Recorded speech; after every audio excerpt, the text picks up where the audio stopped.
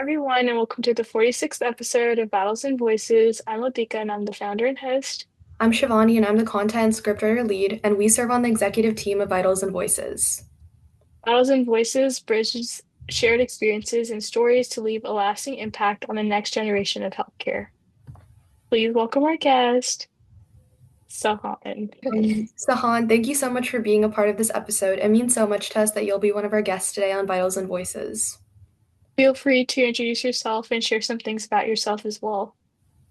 Hello, everyone. My name is Sehan. I'm a first generation college student. I just graduated. I come up from a low income background and I also come from a Somali background. So, right now, I'm just navigating what post grad life looks like, applying for medical school, as well as navigating the MCAT. And I'm super excited to speak with you guys here today. Wonderful. Thank you for joining us today.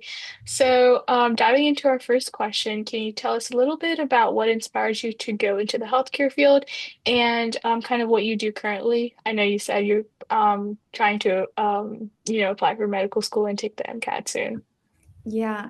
So coming from a first gen low income background, especially coming from an immigrant background, growing up, my parents, they didn't really speak good English. And so every time I was in these healthcare settings, I was the one navigating translation for my family. I was the one navigating different prescriptions, how to follow them, as well as going into different clinics as young as the age of 8. And so I was really exposed to what healthcare looks like. I grew up understanding how difficult it is for people from my community to navigate medical systems, especially ones that weren't built for them in mind.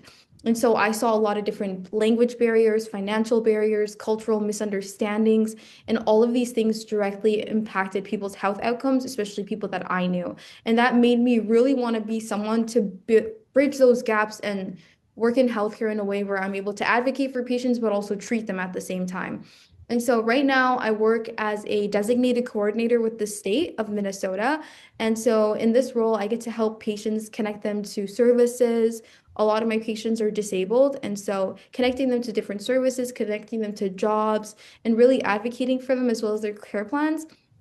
And that's been really helpful for me. And it's been really helpful, especially since now that I'm applying to medical school, a lot of this stuff helps me prepare to talk about things in my personal statements and also really reaffirm why I want to go into medicine. And so I'm just, I'm super excited about how things are going. And yeah. Yeah, it's really great to hear. How do you think that your first generation and refugee background has shaped the way that you view patient advocacy? So, being first gen and coming from a refugee background, it's made patient advocacy feel very personal to me. To me, it isn't just some type of statistic or health outcomes research, it is real life. And so, for me, I really know what it's like for people to feel intimidated by healthcare, confused, and I also understand how inaccessible healthcare can be sometimes, especially in America. And I don't think a lot of these issues are because people don't care. I think it's because the systems that we live in, the healthcare system we live in, it assumes a level of privilege or familiarity that not a lot of people have. And so for me, advocacy is more than just speaking up. Advocacy to me is anticipating barriers like language barriers before they even happen, listening to patients without judging them, and also making patients feel seen, respected, and empowered to ask important questions.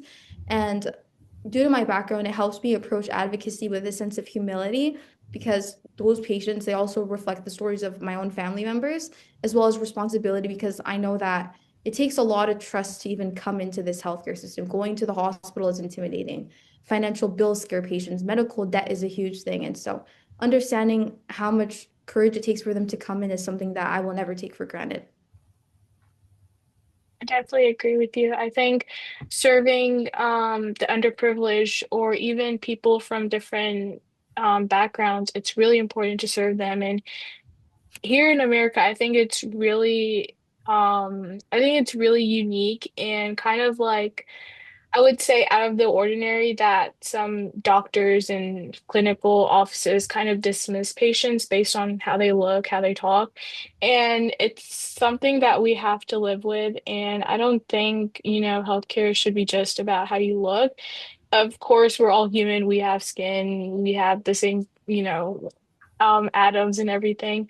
But obviously, I think everyone should be treated equally. And I really love how you mentioned about your advocacy work. And I think what you're doing is so amazing. Thank you so much. course. So, what have your research experiences at John Hopkins and the Mayo Clinic taught you about addressing healthcare disparities? Well, one thing that it taught me is that health disparities aren't really random. They're built into a lot of the health systems that we navigate. Like at the Mayo Clinic, I did a research project where I was working with cancer research, and we signed an NDA, so I can't really talk about the device, but it's a cancer device. And in that project, I learned that when I brought up we need to talk about equity with this device, if this device is going to target pancreatic cancer and treat patients, we need to understand what equity looks like, what demographic of patients are impacted by pancreatic cancer. Can they even access this device once it's released onto the market? And I found that the truth is no. A lot of patients who are diagnosed with late stage pancreatic cancer come from low income backgrounds. They come from backgrounds where devices like this one that target early diagnosis, they might not actually be helpful to those patients because they can't even access that early screening.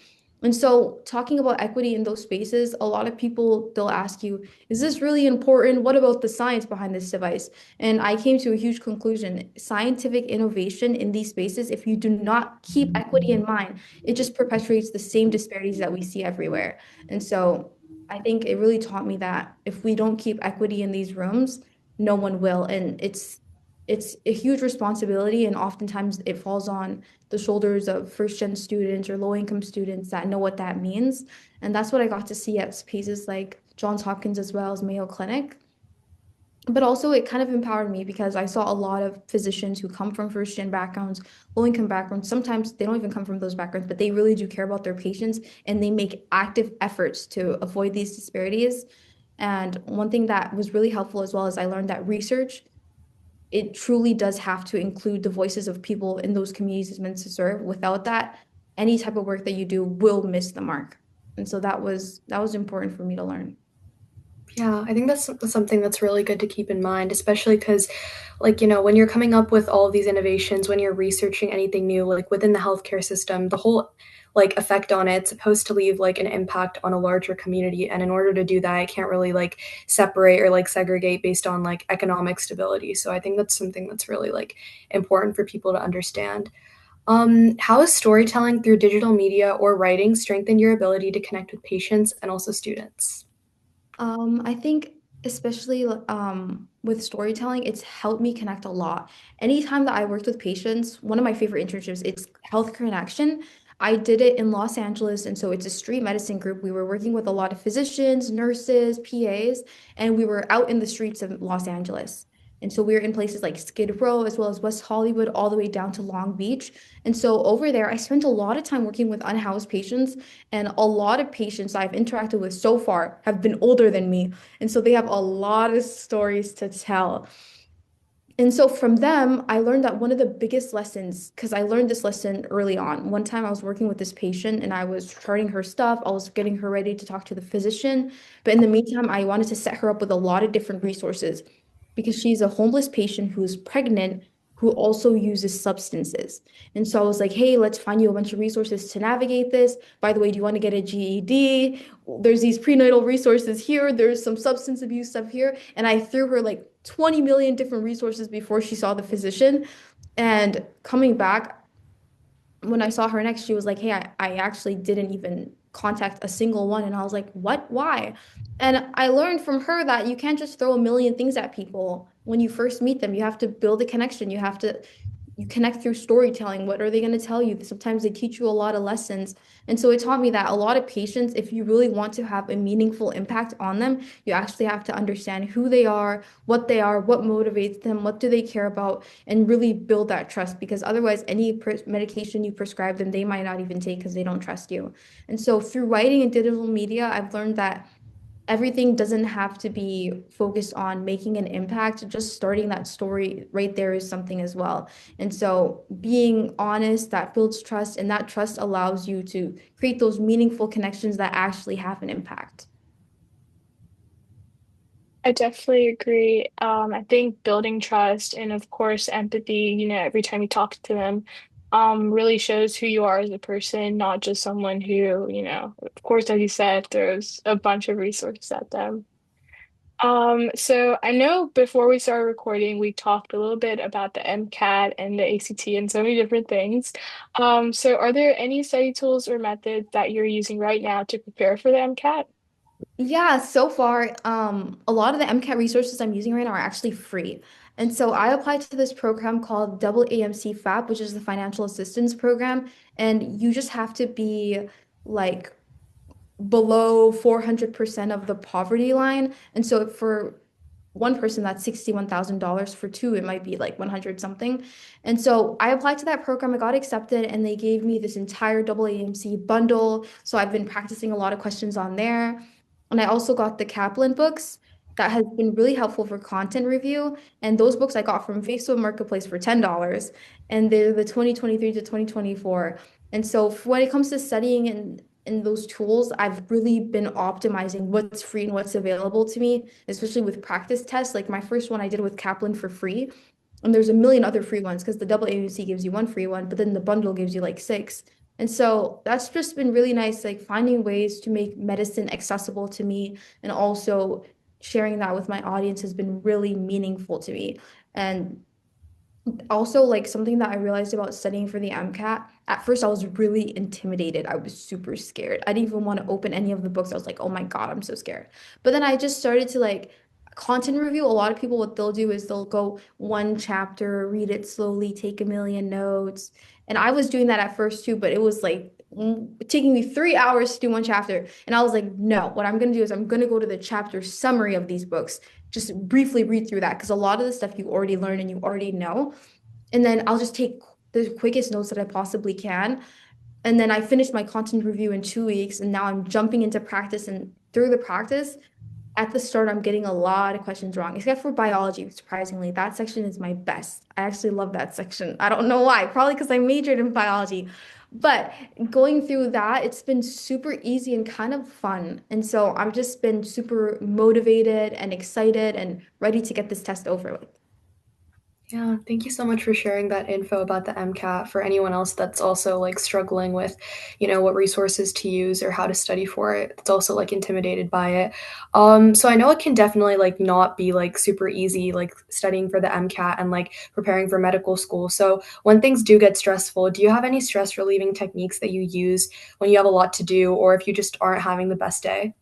Yes. One thing that I have kind of a problem, but it's so helpful. I get facials all the time. And everyone in my family thinks I'm crazy because anytime I feel even an ounce of stress, I go on my phone and I book a facial. And I found so many ways to find affordable facials because either I book a facial through ClassPass, which is like a discounted rate, or I book a facial through a beauty school. And so those students, I try to find the one that has the most seniority and I book through them. And it's like $20, $15. And it's just super nice to just take care of yourself, really just go into a space where people are focused on helping your skin feel better, helping you feel better. And so that's been really helpful to me. Sometimes what really helps is also doing Pilates. Pilates actually helped me the most with the MCAT because Pilates is painful. And so sometimes the MCAT feels painful. So doing Pilates, it really like forced me to hold different positions that I really don't like, but just pushing your mind through it and knowing that there's an end has been so helpful. So for me, giving myself permission to rest has been helpful as well. Like there's some days on where I'm studying and I'm like, I can't even do a single question right now. And I'll just take a break and then I'll come back the next day stronger and do a lot more work than I even anticipated. And so just giving myself breaks, having fun, doing Pilates, getting an expensive drink at a coffee shop, all of that's been super helpful. I love that. Could you share some things about the healthcare coordination role that you currently work in? Yeah, so in my role right now, I work with a lot of people who have disabilities, individuals with disabilities, and my main role is just to support them to get employment as well as help them maintain and sustain whatever job they're working in. And so that's been super helpful. And something that I learned in this role is that when you're working with individuals who have disabilities or any types of needs, you have to understand that your job isn't just to help them get a job. Your job is to also ensure that they're not being neglected, that they're cared for, that they're getting the help that they need, that they're being advocated for, that they aren't being neglected. And so that's a lot of stuff that I've learned, and I really feel empowered in my role because anytime I notice anything, like even a scratch on an individual I'm working with, I send an email to someone and I send a call, and if there's no response, there's agencies to report this to. And so that's been super helpful. And I'm starting to see how just those little small interventions can have a huge impact on someone's life. And I love the work that I do because my work, we kind of serve as an extra eye on individuals with disabilities because a lot of the individuals that I work with are seniors. And so they're seniors or they're older. So a lot of their family members have passed away already. There really isn't anyone to be a guardian for them except for maybe the state. And so really being that advocate for them and being that extra person, that extra eye also gives me a lot of peace as well because I know they're in great hands. Yeah, that's really inspiring to hear about. Do you have any future goals that you plan on working towards like right now? Yeah, so one of my biggest goals right now is to be a physician. I want to be a physician who integrates research with policy work as well as direct patient care. One of my biggest dreams would be to work with the World Health Organization and be a health policy director or something. That would be so cool to me and advocate for like health equity worldwide. That's something I'm really interested in. And another like short-term goal of mine was to get my master's. And I just recently got into a master's program at Imperial College London. So that's super exciting because they have a lot of interns that rotate through the World Health Organization. And so since I'm studying for the MCAT right now and I'm applying to medical school right now, I have this like really awkward year where I can either work or just, fit in a cool master's to do. And so I'm just navigating what that might look like. Since I got into the master's program, I'm lucky I have the option. So I'm looking into that, what that has in store for me. But also, another short-term goal of mine is just preparing for medical school, continuing research in health disparities work, and building skills that help me navigate advocating for patients on a large scale. And so I'm really interested in global work as well as community-based health work and just improving access and equity for underserved populations. I love that. And congratulations on getting into that master's program. That must have been really exciting. So, is there someone in particular that has given you the motivation to come this far in life? Yes, there's two people. My grandmother came here when she was older. She doesn't speak English, but she has been my biggest advocate. Ever since I was a child, she told me, you're going to be a doctor, you're going to be a this, you're going to be a that. And she's really pushed me forward. I would tell her, Mom, I got this on my OChem exam. My grandma doesn't really know much about OChem, but she was always there for me in my corner and supported me so much beyond anything I've ever seen. And also, I had a mentor growing up. Her name is Farah Usman. She's the organization leader for Academy for Young Leaders.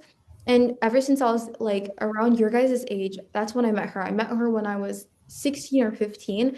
And she told me, hey, Sihan, you have to apply for this program, this program, this program, this program. And so that was like Girl Up, Girls Who Code, and Model UN and a bunch of random organizations. And I got a part of that. And I've just hit the ground running. And she just gave me the idea that you qualify for these programs.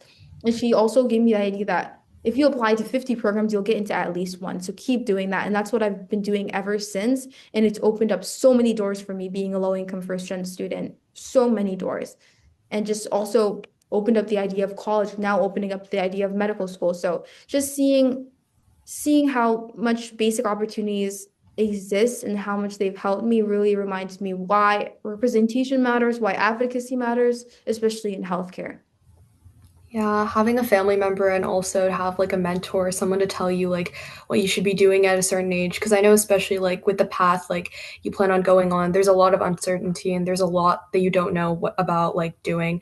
So do you also have any advice to give to any of the members in the audience that are also hoping to reach the stage that you're at right now?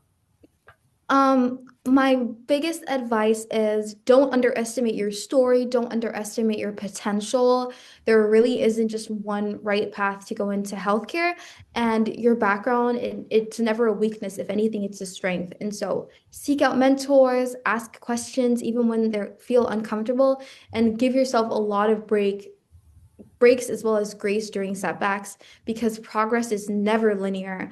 But what keeps you moving forward is persistence, authenticity, and they carry you a lot further than you will ever expect. Well, yeah, that's amazing. Thank you so much for sharing your experience and point of view as a pre-med student today. Thank you guys so much.